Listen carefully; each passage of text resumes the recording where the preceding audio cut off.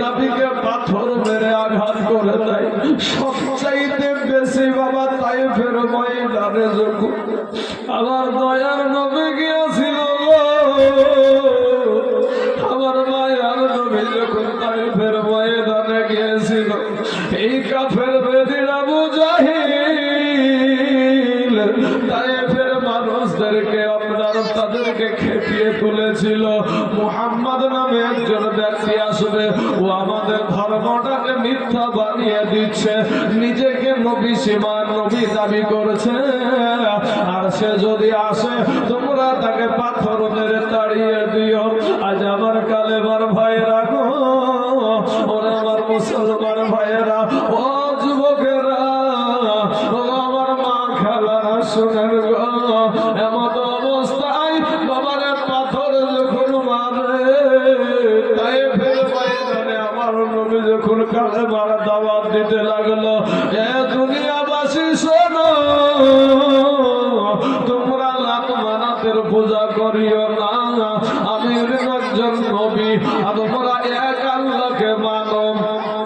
ওই আল্লাহ যে আল্লাহ তোমাকে সৃষ্টি করেছে, এই দেখো বাবাজি, সাথে সাথে কাফের বেদিনেরা, ওই আপনার আবু জেহেলের দল বলে না, আমার নবীকে বাবা পাথর মারতে আরম্ভ করে দিল। ফের বাবা নবীর জন্য যাদের দিল কাঁদে না, তারা কোনদিন বাবা ইমানদার হতে পারবে না রে বাবা।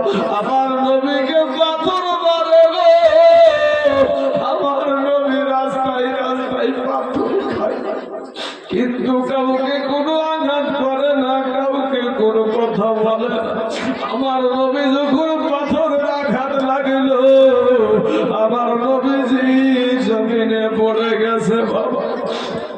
এই দেশে যদি বাবা একটা আসামি থাকে গো, এটা যদি আসামি থাকে, পুলিশ যদি ধরতে আসে, প্রশাসন যদি ধরতে আসে, ওই প্রশাসনটার ধরা আর বন্ধু ঘাড় ধরেছে, পুলিশও বাবা কলার ধরেছে, বলেন তো বন্ধুর কলার ধরা আর পুলিশের ধরা কি এক হবে নাকি? এক হবে না রে বাবা। আমার নূর নবী, আমার দয়ার নবী, আমার রহমতের নবী গো, ওই নবী যখন জমিনে পড়ে গেছে বাবা, এমন সময় কাফের আমার নবীকে জোর করে বাবা জমিন থেকে খাড়া করিয়েছে, খাড়া করে ধাক্কা মেরে মেরে আমার নবীকে বাবা রাস্তায় হাঁটায়। ইসলামটা তোমার কাছে এমনি এমনি আসে নাই রে ভাই, ইসলাম ধর্মটা তোমার কাছে এমনি এমনি আসে না। আমার দয়ার নবী হাঁটতে পারে না, তারপর ধাক্কা মেরে হাঁটায় বাবা, নবীর শরীর দিয়া রক্ত বাবা ঝরে যায়। আল্লাহর ফারিস্তারা কাঁদে গো, আল্লাহর ফারিস্তারা কাঁদে। এবার বাবা নবী আবার দ্বিতীয়বার যখন রাস্তায় হাঁটছে, তখন বাবা আবার কাফের বেদিনেরা পাথর মারতে শুরু করেছে। আমার নবীজির দেহ কানা কত বিক্ষত হয়ে গেল, নবীজির শরীর মুবারক দিয়া বাবা রক্ত বেয়ে বেয়ে পড়তেছে, নবীজির জুতার সাথে বাঁধবে, নবীজির তালু মুবারক লেগে গেছে আঠা হয়ে। নবী আমার দ্বিতীয়বার জমিনের বুকে পড়ে গেছে গো আব্বা। দ্বিতীয়বার যখন আমার নবী জমিনে পড়ে গেছে, ওই কাফেরদের মনে কোনো দয়া ছিল না, মায়া ছিল না গো, ওই কাফেরদের মনে কোনো রকমের দয়া মায়া ছিল না বাবা। আবার নবীকে উঠাইয়া ধাক্কা মেরে মেরে মেরে মেরে হাঁটাইতেছে। আমার নবী যখন জমিনে বেহুশ হয়ে দ্বিতীয়বার পড়ে গেল, তৃতীয়বার যখন জমিনে পড়ে গেল, আবার নূর নবী দয়ার নবী বাবা বেহুশ হয়ে গেছে, আর তার জ্ঞান নাই গো বাবা। এমন অবস্থায় ওইখানে বাবা দিয়ে আমার নবীকে ফেলে রেখেছে। চলে গেল ওই খেজুরের বাগানে আবু আক্কাস নামে একজন ব্যক্তি ছিল গো। ওই ব্যক্তিটা আমার নূর নবী আমার দয়ার নবীকে এক গিলাস মতো শরবত এক গিলাস মতো পানি পান করাইলেন। নবীর হুঁশ ফিরে গেল। নবী ডাক দিয়া বলে তুমি ঈসা নবীর জামানার মানুষ। হুজুর বলেন সুবহানাল্লাহ। কারণ এক নবী আর এক নবীর খবর জানে গো, এক নবী আর এক নবীর খবর জানে। আমার নবী যখন চলে আসছে বাড়িতে বাবা বেটা বেমান নবীজির বিটিগুলা নবীজির বিটিগুলা বাবা আব্বুর দিকে তাকায় আছে। আমার আব্বু কেন আসে না বাবা গো? দেখে নবীজির সারা শরীরটা রক্তে লাল হয়ে গেছে। ডাক দিয়া বলে তোমরা কারা গো? আমার আব্বুকে তোমরা এই বাবু মারলা, আমার আব্বুকে তোমরা এই বাবু মারলা। আজ কোন নবীর জীবনী শুরু আরে বাবা? আমার নবীর আদর্শ কত সুন্দর গো বাবা। একদিন আমার দয়ার নবী মায়ার নবী একটা খোলা ময়দানে বাবা গো নামাজ পড়তাছে রে বাবা। এটা খোলা ময়দানে নামাজ পড়ছে জঙ্গলার পাশে। আর আমার নবী যখন সেজদায় যাবে রে বাবা এমন অবস্থায় কাফের বেদিন আবু জাহিল পাথে একটা পাথর হাতে একটা পাথর দিয়া আমার নবীজি সেজদায় চলে গেছে। যে নবীর মা ছিল না বাবা ছিল না আমাদের জন্য কান্ত গো। নবী আমার গুহার ভিতরে কান্দে রব্বি হাবলি উম্মতি। আমার নবী জঙ্গলায় বসে বসে কান্দে রব্বি হাবলি উম্মতি। এ মুসলমান আপনি আমি আজকে নবীর কথা শুনতে কিন্তু আপনার আমার জন্য 1400 বছর আগে আমাদের নবী আমাদের জন্য চোখের পানি ফেলে ফেলে কেঁদেছে রে যুবক ভাইয়েরা। সেই নবীকে মুহাব্বত করতে আমরা পারি না রে ভাই, সেই নবীকে ভালোবাসতে আমরা পারি না রে যুবক। এ মুসলমান আমার নবী সেজদা থেকে মাথা উঠাতে যাচ্ছে এমন সময়তে ওই কাফের বেদিন আবু জাহিল এটা পাথর বাবা আমার নবীকে নিশানা করে বেড়ে দিয়েছে। যখন বাবা ওই কাফো পাথরটা এসে নবী সেজদা থেকে উঠছে লাগবি তো আমার দয়ার নবীজির কপাল মুবারকে লেগে গেছে। এই কপালটা ফেটে বাবা রক্ত বের হতে গেছে। আমার নূর নবী সাথে সাথে কপালটা চেপে ধরে ডানে তাকায় বামে তাকায় সামনে তাকায় পিছনে তাকায় আর ডাক দেয় তোমরা কারা গো? আমাকে তোমরা এইভাবে মারো, আমি তো কারো অন্যায় করিনি, আমি তো কাউকে কোনো আঘাত দিই না, আমি তো কারো আমানতের খেয়ানত করি না, কেন গো তোমরা আমাকে এইভাবে মারলা? এরে বাবা ও সোনার যুবকের আমার মা কেন গো?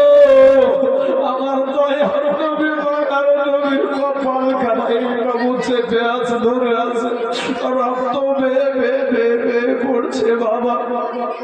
তাকায়া দেখে এটা গাছার আড়াল থেকে ওই কাফের বেদিন আবু জাহিল বাবা খিল খিল খিল খিল করে হাসতেছে। আর আমার এতিম নবী বলছেন চাচা গো ও চাচা আপনি তো জানেন আমার মা আমার বাবা না, চাচা গো আপনি তো জানেন আমার মা নাই, ও চাচা আপনি তো জানেন আমার আব্বা নাই, আপনি তো জানেন আমি মা হারাইতিম বাবা হারাইতিম। এরপরে আপনি আমাকে কেন বাবু মারলেন? বাবা আবু জেহেলের কোনো গেলে ময়া ছিল না, ময়া ছিল না। ওই আবু জেহেল মেরে ধুয়ে রেখে দিয়ে চলে গেল। আমার নবী কোথায় যাবে? মা নাই, মার কাছে যাবে গো। আমার নবীর আব্বা নাই, আব্বাদের কাছে যাবে। কিন্তু ভাই রে, হাজী সাহেবদেরকে জিজ্ঞাসা করবা ভাই, ওই হাজী সাহেবরা বলবে দেখো মক্কার চাইতে মদিনাতে নবীর রওজার কাছে যখন যাই একটা মুহাজিরও চোখের পানি ধরে রাখতে পারে না। জোরে বলেন সুবহানাল্লাহ। দূর থেকে তারা বলতে থাকে দেখিয়া মন ভরে না গো নবী, দেখিয়া মন ভরে না, যেথায় আমার শাহে মাদিনা, দেখিয়া মন ভরে না গো নবী, দেখিয়া মন ভরে না, যেথায় আমার শাহে মাদিনা। বাইরে বাবিলরা থাকে রওজায়, কবু তোর তার দিন পারিয়া বসিল সেথায়। বাইরে বাবিলরা থাকে রওজায়, কবু তোর তার ঠুট লাগিয়া গুম্বুজ চুমা খায়। জোরে বলেন সুবহানাল্লাহ। আমার হাজী সাহেব বাবজি এখানে বসে আছে। এই যুবকেরা, এই আমার মা জননীরা, যার জীবনী শুনছেন, এই ছেলেরা, ভাই ভাই ভাই শোনান। আর ভাই রে, যে জবানটা করছে এই জবানটা আল্লাহর দান ভাই। আজ আমাকে নিয়ে তোমরা লুকাবা, আল্লাহকে কি জবাব দিবা ভাই? তোমার মতন কত যুবক আজ দেখো শালিমার স্টেশন থেকে একটা ট্রেন ছাড়লো, ট্রেনটার নাম কি? করমণ্ডল এক্সপ্রেস। উড়িষ্যার বালেশ্বর নামে একটা জায়গায় গিয়ে ট্রেনটা অ্যাক্সিডেন্ট হয়েছিল। দেখেছেন সব? মুহূর্তের মধ্যে ট্রেনের ভিতরে কি হয় আমরা যুবকেরা সবাই জানি। কি ভাই, জানি তো নাকি? ট্রেনের ভিতরে নাচ গান, তারপরে হাসি কীর্তি, প্রেম প্রীতি, বহুত কিছু চলে বাবাজি। তারপরে কেউ ঘুমিয়েও রাত কাটায়, ঘুমিয়েও চলে।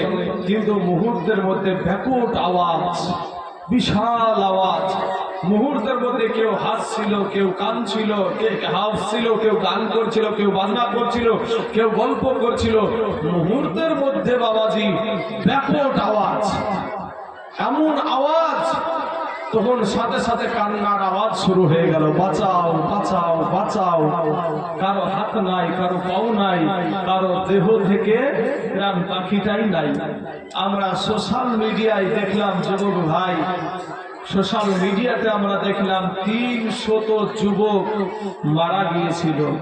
আমি বোধহয় প্রথম দিনই আপনাদের এখানে বলেছি যে আসার সিরিয়াল আছে, যাওয়ার কোনো সিরিয়াল নাই। আমি আছি, আমার বন্ধু দুনিয়াতে নাই। আপনি আছেন, আপনার বন্ধু দুনিয়াতে নাই।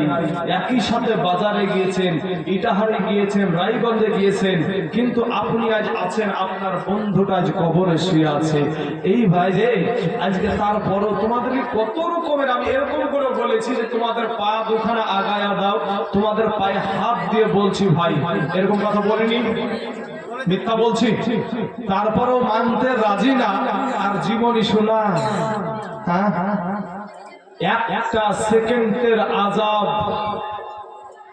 একটা সেকেন্ডের আযাব জাহান্নামের আগুন সহ্য হবে না ভাই। 500 বছরের আগুন, 500 বছরের রাস্তা, জাহান্নামের আগুন দূরে থাকতে আপনার আমার দেহের মাংসগুলা খসে খসে জমিনে পড়ে যাবে। সারা রাত ধরে যদি তুমি এখানে জীবনী শুনো, আর সারা রাত্রি জীবনী শোনার পরে যদি ফজরের নামাজটা না পড়ো, আমরা আপনাদের এখানে আছি আমরা কিন্তু মুসাফির ভাই, আমাদের জন্য কিন্তু নামাজ, আপনাদের নামাজ আর আমার নামাজ কিন্তু আলাদা। আমি কিসের নামাজ পড়ছি এখন? কসরের নামাজ। কি হাজার আমাদের জন্য এখন কসর, মানে আমাদের নামাজকে যদি জোহরের 4 রাকাত ফরজ তো আমাদেরকে 2 রাকাত পড়তে হবে, আসরের 4 রাকাত ফরজ আমাদেরকে 2 রাকাত পড়তে হবে, মাগরিবের টাইমে 3 রাকাত পড়তে হবে, এশারের টাইমে 4 রাকাত পড়তে হবে। আর আপনাকে একবারে বাবাজি গুড়া থেকে নিয়ে আগা পর্যন্ত সবখান পড়তে হবে, কারণ আমরা মুসাফির অবস্থায় আছি, বুঝতে পারছেন না বাবাজি আমার ভাই জানেরা।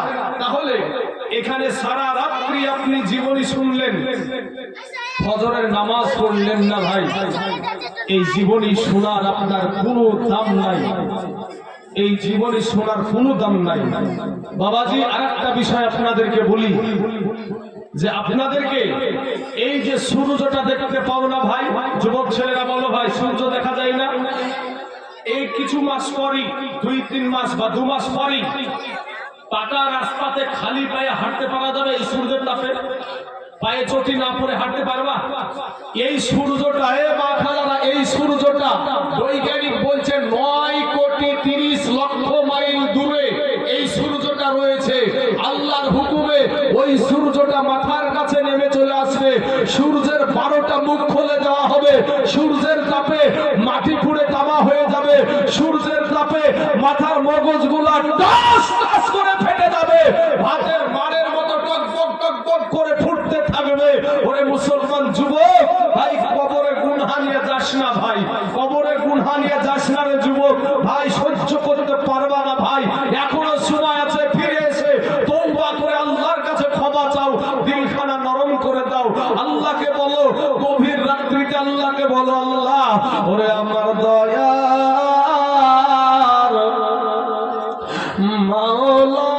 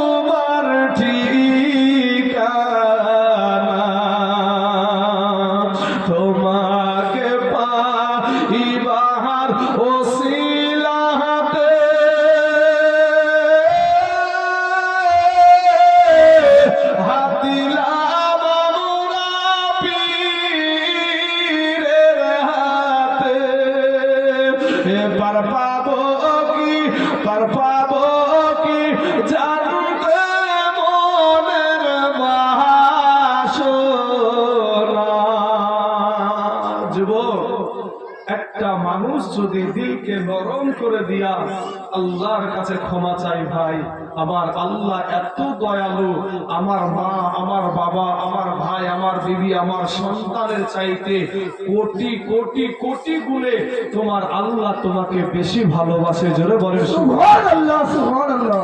এখানে ভাই, এখান থেকে যদি আপনারা একজন ওইখান থেকে উঠে চলে যান, আল্লাহর ফারিস্তারা এসে একটা থাপ্পড় মেরে আপনাকে বলবে না যে বেটা উঠছিস কেন, বস, এ কথা বলবে বলবে না, কিন্তু উঠার মানুষ কিন্তু অনেক মানুষ আছে এখানে। এখানে দেখা যাচ্ছে যে বৃদ্ধ ব্যক্তি যারা, তাদের চাইতে যারা যুবকদের বাবা ঢিল বেশি হয়ে গেছে। ঢিল বুঝেন না? হ্যাঁ, গাডার ঢিলটা বেশি হয়েছে। আমরা জানি, যতটুকু জানি যে বৃদ্ধ মানুষের পেশাব কখন হয় মনে হয় জানতে পারে না, এটাই বুঝি। কিন্তু আপনাদের এখানে যুবকদের জানে বেশি ঢিল হয়ে গেছে। এই যুবকগুলা উঠা উঠে বেশি করছে। ভাই মুসলমান, জীবনী শুনবা, তারপরও বক্তাকে বারবার ডিস্টার্ব করবা, এরপরও ওইভাবে কাজ হয় না। সিস্টেম আছে, যে কোনো জিনিসের একটা সিস্টেম আছে। আমি এখন আপনার জমিতে ভুইয়ে রেখে গেলাম, এখানে এক হাবলা, ওখানে এক হাবলা, ওখানে এক হাবলা, পরের দিন নেবেন তো আপনি আমাকে মনীষে আর নেবেন না, কেন নেবেন না? তখন আর চলবে না বাবাজি।